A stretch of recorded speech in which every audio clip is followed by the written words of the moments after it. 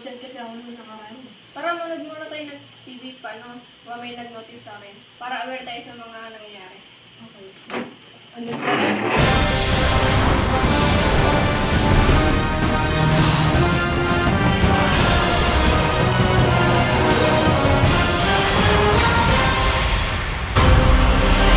Magandang araw sa inyong lahat. Ako po ang inyong news anchor, Lady J. Humalon. At ito ang inyong lokal na balita. Sa ngayon, patuloy pa rin ang pag-aalala ng mga residente sa Albay dahil sa patuloy na aktibidad ng Bulkang Mayon kahapon ng ika-11 ng Enero. Naitala ang 3 malakas na pagsabog na nagdulot ng ashfall sa kalapit na bayan at lungsod na lugar. Ayon sa Philippine Institute of Volcanology and Seismology of PHIVOLCS, nasa alert level 3 pa rin ang Bulkang Mayon kung saan nangangahulugan nito ng patuloy na pagtaas ng volcanic activity at posibilidad ng malawakang pagsabog sa mga susunod na araw. Ito po ang inyong lokal na balita. Ako po si Lady J. Humalon. Mag-ingat po tayo sa mga susunod na araw. Maraming salamat po. Grabe na talaga nangyayari ngayon. Ano yung mga matanda at tulurin? Kaya nga eh. Hoy Franz! Tara laro, basketball! Ate, tawag na pala ako ng mga tropa ko. Sige, Ate, tuloy pa ba tayo sa bahay?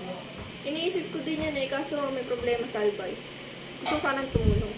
Huwag ka na tumuloy. Pwede ka naman mag-post eh. Delikado kasi doon. Sige, magpo-post na lang ako sa internet mamaya.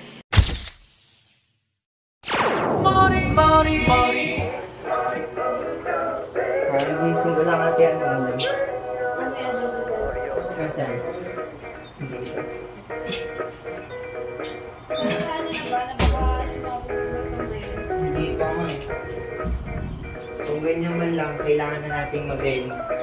Sige, handa ko ng mga gamit mo.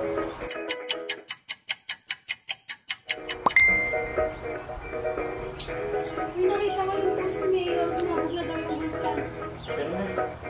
Bibigis na tayo. Eh, teka, kailangan natin mag-bus bago lumabas para hindi tayo ng ash pool. Salamat. Oh, bisa natin! Ito kayo, dito may sigaw. Okay, pumesto.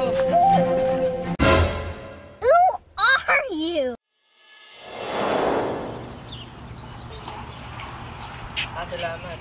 Siya, sige, sumama ka sa akin sa evacuation center. Sige. Uy!